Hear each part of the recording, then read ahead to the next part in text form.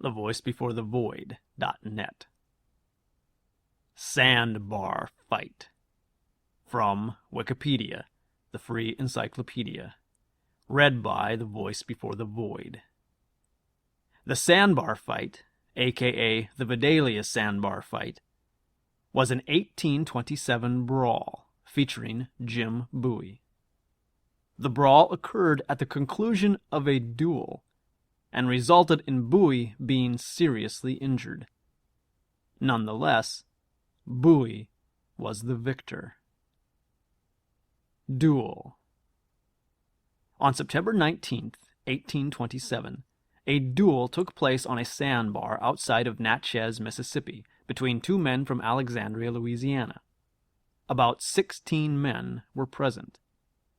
The duelist Samuel Levy Wells III included among his supporters Bowie, General Samuel Cooney, Major George McWhorter, and others.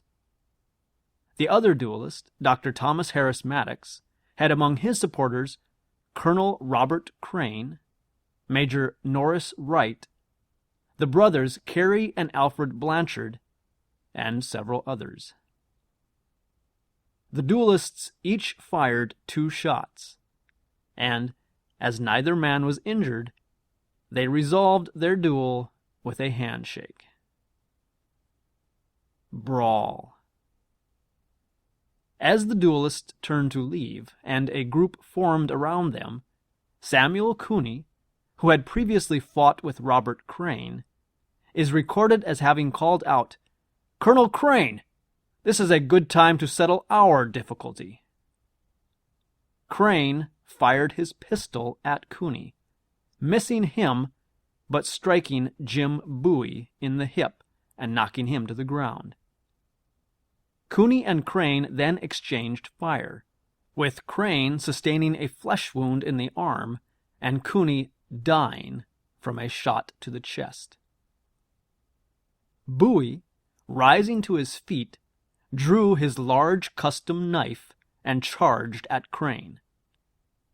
Crane struck Bowie upon the head with his empty pistol so hard that the pistol broke and Bowie was dropped to his knees.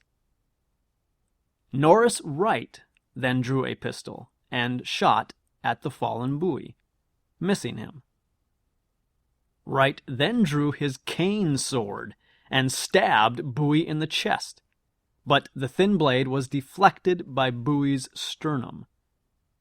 As Wright attempted to pull the blade free, Bowie reached up, grabbed Wright's shirt, and pulled him down upon the point of his knife. Wright died instantly, and Bowie, with Wright's sword still protruding from his chest, was shot again and stabbed by another member of the group. As Bowie stood, pulling the cane sword from his chest, both Carey Blanchard and Alfred Blanchard fired at him, and Bowie was struck in the arm.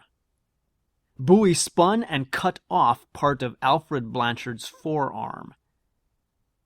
Carey Blanchard fired a second shot at Bowie, but missed. As the brothers fled, Carey Blanchard was shot and wounded by George McWhorter. The Sandbar Fight left Norris Wright and Samuel Cooney dead, and 4 other men, Carey Blanchard, Alfred Blanchard, Robert Crane, and Jim Bowie, wounded. Crane helped carry Bowie away, with Bowie recorded as having thanked him, saying, "Colonel Crane, I do not think, under the circumstances, you ought to have shot me."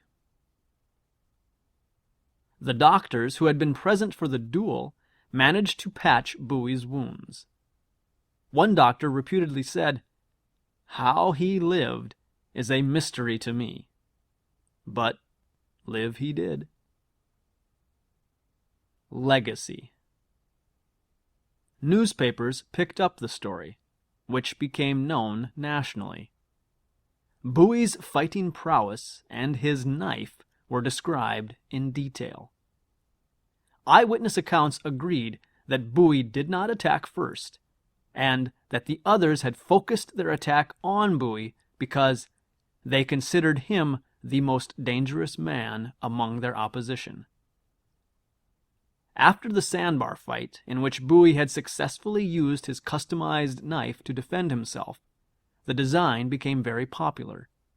Many craftsmen and manufacturers made their own versions of the Bowie knife, and many major American cities had Bowie knife schools, which taught the art of cut, thrust, and parry.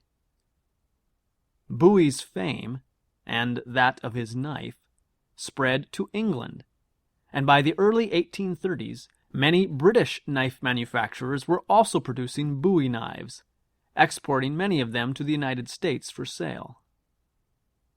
The design of the knife continued to evolve. It is generally agreed to have a blade 8 1/4 inches long and 1 1/4 inches wide, with a curved point. It has a sharp false edge cut from both sides and a cross guard to protect the user's hand.